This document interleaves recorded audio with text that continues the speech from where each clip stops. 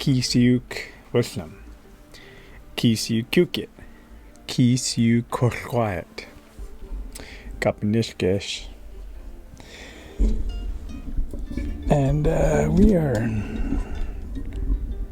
there we go, having a little bit of technical difficulties here first thing to start off the podcast episode. Just getting my microphone arm thing set up. And it kind of goes with this week's podcast. And I really want to get vulnerable with you this week. And the reason why is because of ego. We all have egos. Ego can be a good thing. Ego can be something that gets you up and motivated to start change. And but that also has a falling with it. You know, the ego for most people only allows them to portray and post their best selves online. It doesn't allow people to show the struggles they go through daily, the things that they have to overcome within their own mind. And you know, when you start looking at people and you start comparing yourself to people's best selves, not knowing the true full context of what they're going through, that comparison can be really damaging for yourself, for everything with you, because you are basically only seeing the highlight reels. And that's not for everyone, you know, not everyone's like that, but the majority of people on social media, they just share their highlight reels. They never share their struggles, their shames, the things that they don't like to talk about very much. And I made this post on my business page in 2021. You know, I was really working on my ego. I was really working on myself. I started to, you know, learn about who I was, you know, what made me me. And I wanted to bring this back up because I really want to get vulnerable with you and to show you that I'm just like you. You know, I'm just human. I'm just a person. The difference is I found my dream, and I started to follow my passions, and I started to follow my desires, and I started to work towards them. And that's not to say that you're not doing that either. You know, I'm not trying to take away from your story and your accomplishments, but you know, I'm sure deep down inside yourself, you know that there's so much more potential within you. And me sharing these things, I have a list of 5 things, you know, my ego doesn't want you to know.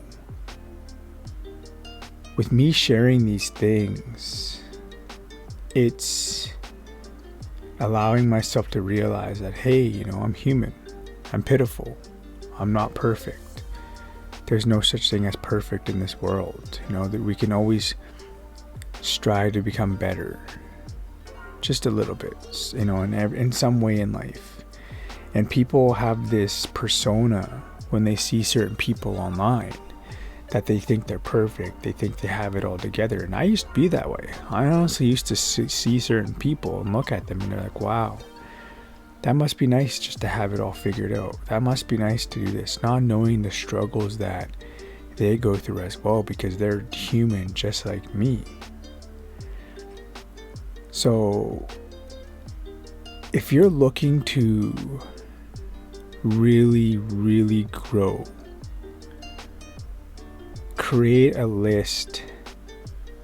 Doesn't matter how many things it is. Three things, even one thing, just something that your ego doesn't want other people to know. And share that with some people. You know, that's a challenge I want for you to do this week. Because I've done it before and it's allowed me to just be more free. It's allowing my ego to take a back seat.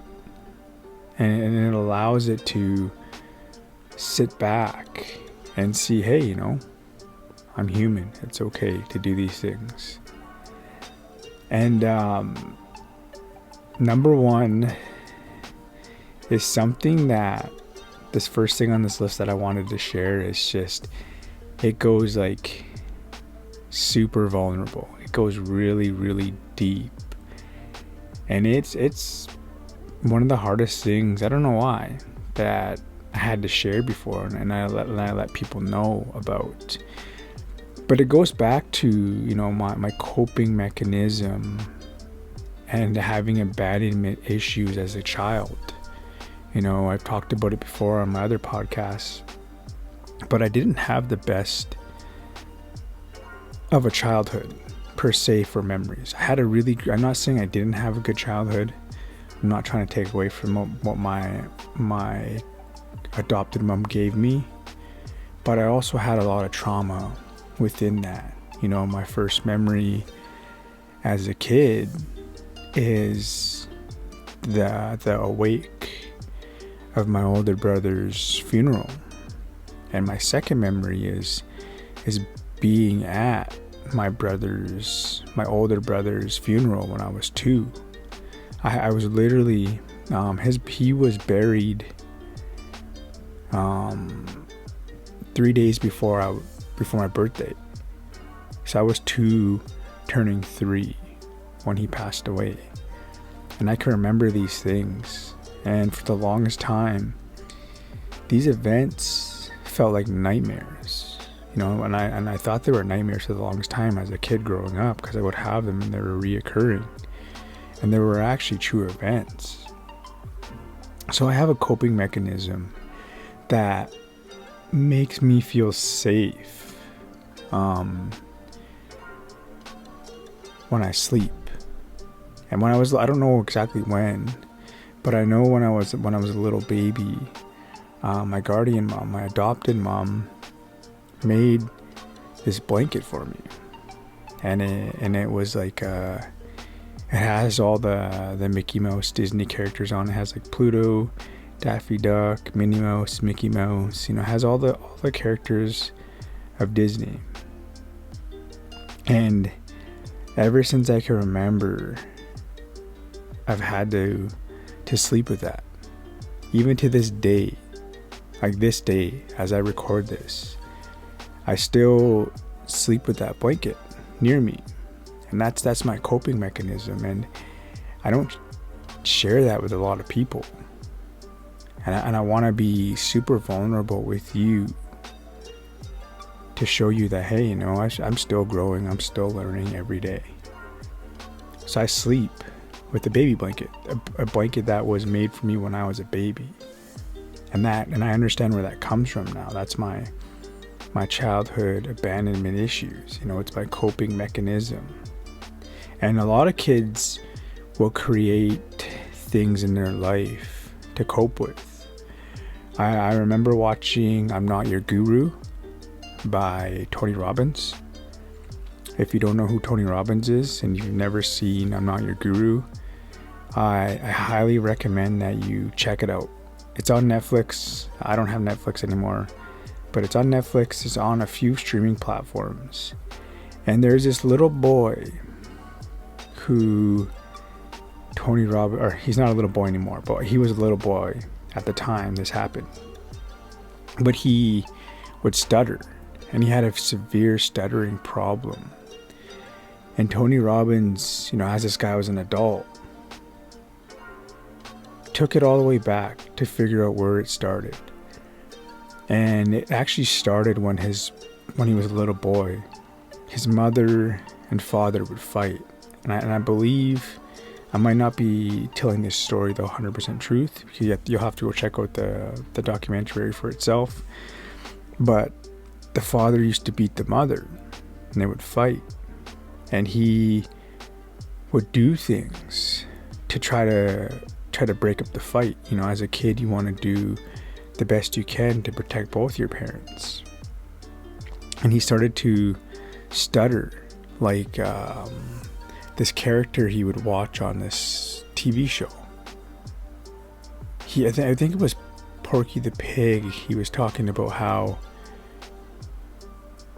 Porky the Pig would help him he watched Porky the Pig and all that stuff when this was all happening, and he started to stutter to make the problem go away from his parents, between them, to put the situation on him so his parents would stop fighting. And that stuck with him throughout his whole life. And when Tony Robbins realized this and brought it back and worked on him with him, the guy stopped stuttering.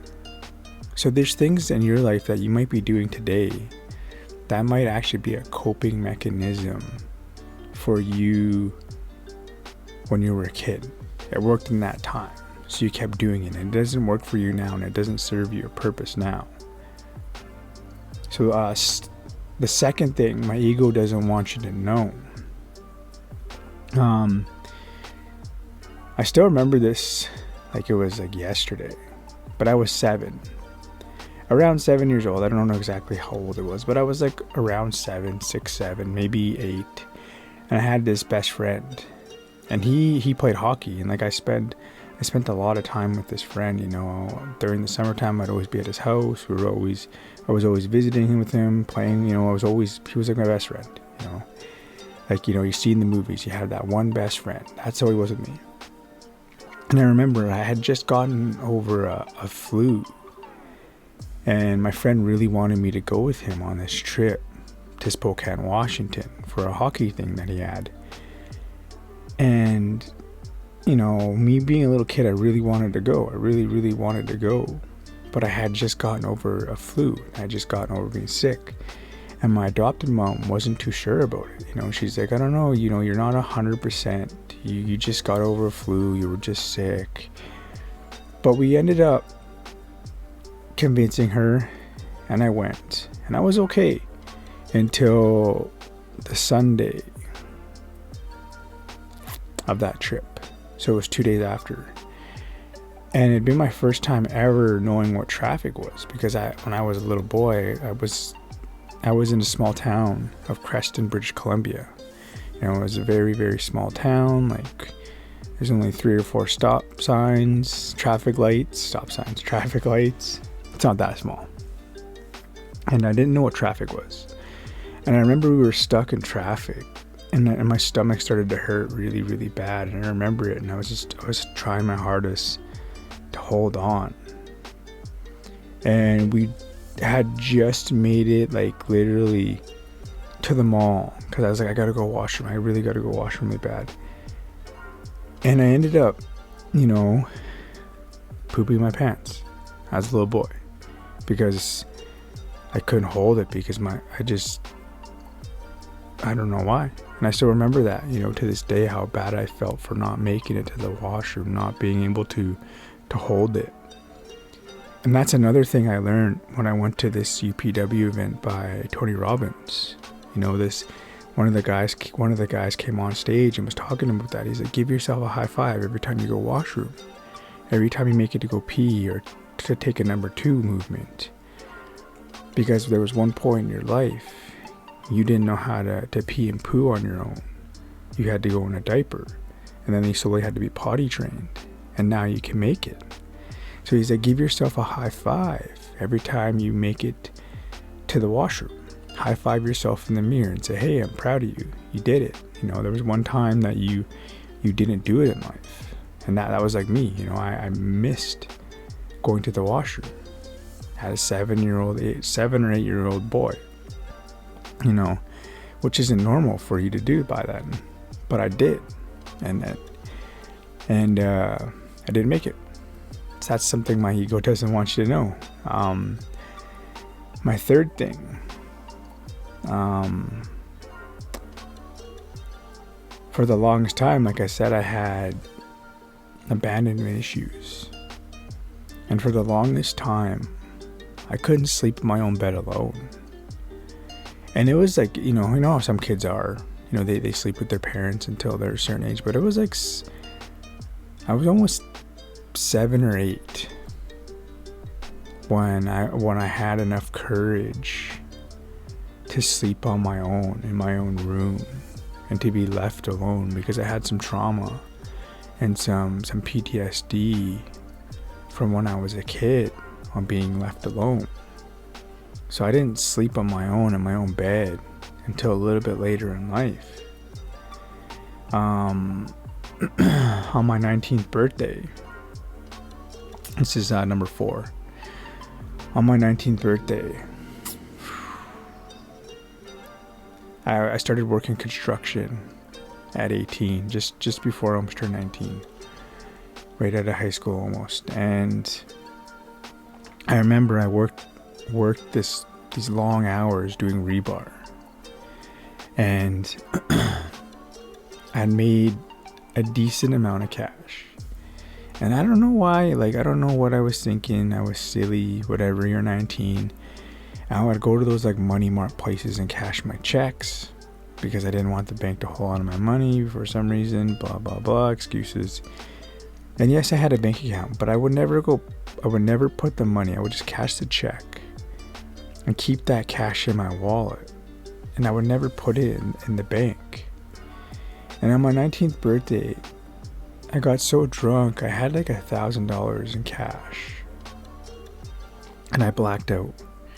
And I don't remember anything that happened. And I woke up on my couch at my house, and I was just covered in puke. I was covered in puke. I had been sitting there. Good thing I was sitting up. And I puked all over my knees, all over my lap. And I've done that a couple of times actually, where I puked on myself because I got so drunk that I passed out sitting up. I'm grateful that I didn't choke on my puke and die, because that could happen. But I was sitting up, slunched over, and I puked on myself a couple times. Number 5. For the longest time, I was ashamed of my weight. I had a lot of shame in my weight, like most people do. So this is going to hit a lot of people, this subject. And so I thought for some reason, if I wore baggy clothes, people couldn't tell I was overweight. And I would lie to myself and say I weighed less than I did.